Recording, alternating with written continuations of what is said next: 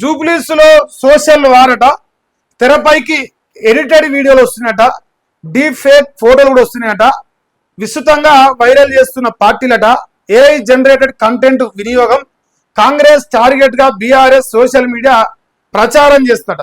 మరికొద్ది గంటల్లో పోలింగ్ అనగా మైండ్ గేమ్ ఆడుతుందంట. మైండ్ గేమ్ ఏం పేరు?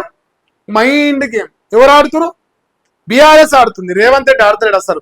అస్సలు మైండ్ గేమ్ అంటే రేవంత్ అన్నకు జీరో నాలెడ్జ్ గాడిది గుడ్డే. ఇప్పుడు మైండ్ గేమ్ ఆడుతుంది వచ్చేసి బీఆర్ఎస్ పార్టీ. కాంగ్రెస్ టార్గెట్ గా సోషల్ మీడియా ప్రచారం చేస్తుంది బీఆర్ఎస్. ఏమని? కాంగ్రెస్ ఓడిపోతుంది అని. అసలు ప్రజలు అంటలేరు. ప్రజలు మొత్తం చూపిస్తా, మా ఓటు కాంగ్రెస్కే, మా ఓటు రైతు బంధు అని కాంగ్రెస్కే, మా ఓటు రుణమాఫీ చేయని కాంగ్రెస్కే, మా ఓటు ఉద్యోగాలు అని కాంగ్రెస్కే, మా ఓటు 6 గ్యారెంటీలు అమలు చేయని కాంగ్రెస్కే, మా ఓటు గుంపు మేస్త్రికి అని చెప్పేసి జూబ్లీస్ ప్రజలు మొత్తం అంటున్నారట. ఎక్కడా కూడా అసలు కాంగ్రెస్ కాకుండా ఇంకో ఓటు మా బయటికి పోదంటున్నారట. నాకు విచిత్రం అనిపించింది ఈ స్టేట్మెంట్. ఏం రేవంత్ నిజమే కదా? నిజమేనా? తప్పేముంది? మంచి పనే కదా. ఇప్పుడు ఈ సోషల్ మీడియాను వాడుకోవడం రేవంత్ రెడ్డి సోషల్ మీడియా సంగతి మీకు తెలుసునా? కాంగ్రెస్ పార్టీ సోషల్ మీడియా వేరే, రేవంత్ రెడ్డి సోషల్ మీడియా వేరే. మనకు రేవంత్ అన్న తెలుసు కదా, ఒకప్పుడు పిసిసిగా ఉన్నప్పుడు వెనకంగా జేజేలు కొట్టించుకొని సీఎం అని అరిపించుకొని సీఎం దాకా వచ్చి చూసినారు. దొంగ సోషల్ మీడియా నడిపిస్తాడు రేవంత్ రెడ్డి. ఆ సోషల్ మీడియా గురించే మాట్లాడుతున్నట్టుంది. ఫేక్ ప్రచారం చేస్తున్నాడు. అంటే మనం ఏమన్నా మంచి పనులు చేసి మనం చెప్పుకోలేక అవతరుడు మన గురించి లంగ ప్రచారం చేసిరా రేవంత్ అన్న? అంటే మనం అంత గొప్ప పనులు ఏం చేస్తే అవతరుడు మమ్మల్ని తప్పుగా చూపించడం నాకు డౌట్ వచ్చింది. నాకు విచిత్రమైన డౌట్స్ వస్తుంటాయి నీ ప్రభుత్వం పైన, నీ పైన. మా అన్నగారు ఏం చెప్పాల్సుకుంటే, జూబ్లీస్లో నేను మంచి పనులు చేసిన, నేను అభివృద్ధి చేసిన, 23 నెలల్లో నా అంత మంచి ఓడు చేయలే, కానీ బీఆర్ఎస్ దొంగ ప్రచారం చేస్తుంది నా పైన.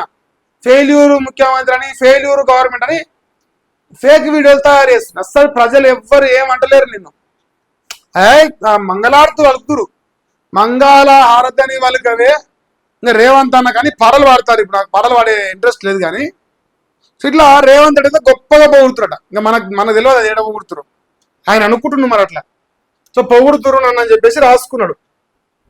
ఇక ఇప్పుడు ఒకవేళ ఓడిపోయిన అనుకో, అంత ఫేక్ వీడియోలు చేసిరు అందుకే ఓడిపోయినా, ఇట్లా చెప్పుకోవాలిగా మరి. రేపు చెప్పుకోవాలంటే ఇప్పుడు ఈ వీడియో ఉండాలి, ఈ వార్త ఉండాల్సిందే.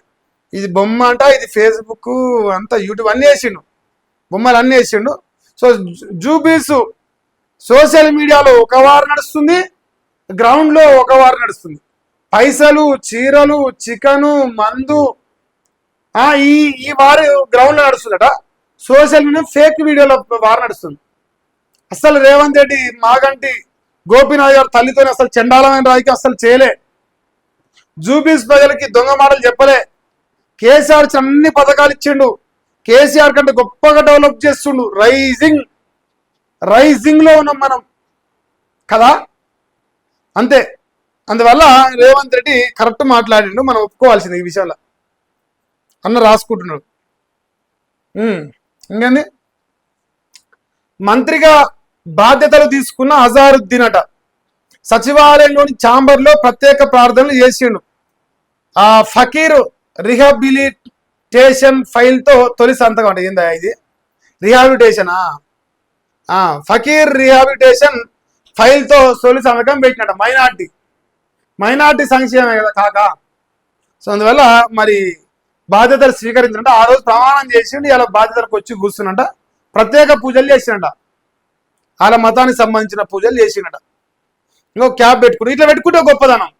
అజారుద్దీన్ ఒక ముస్లిం సామాన్యం కాబట్టి క్యాబ్ పెట్టుకోవచ్చు ఆయన మతం చెప్పిన విధానం ప్రకారం. కానీ మన కాంగ్రెస్ లేదు, ఓట్ల కోసం సిగ్గు లేకుండా పెట్టుకుంటారు. ఇప్పుడు అందుకే మా బండి సంజయ్ గారు సిగ్గు లేకుండా పెట్టుకుంటారు అన్న. నవ్వుతారు అజరుద్దీన్ వయసు అని ఎక్కిరిచ్చిండు, ఇజ్జత్ పోయింది. మా రేవంత్ అన్నకి ఇజ్జత్ ఉంటే కాబట్టి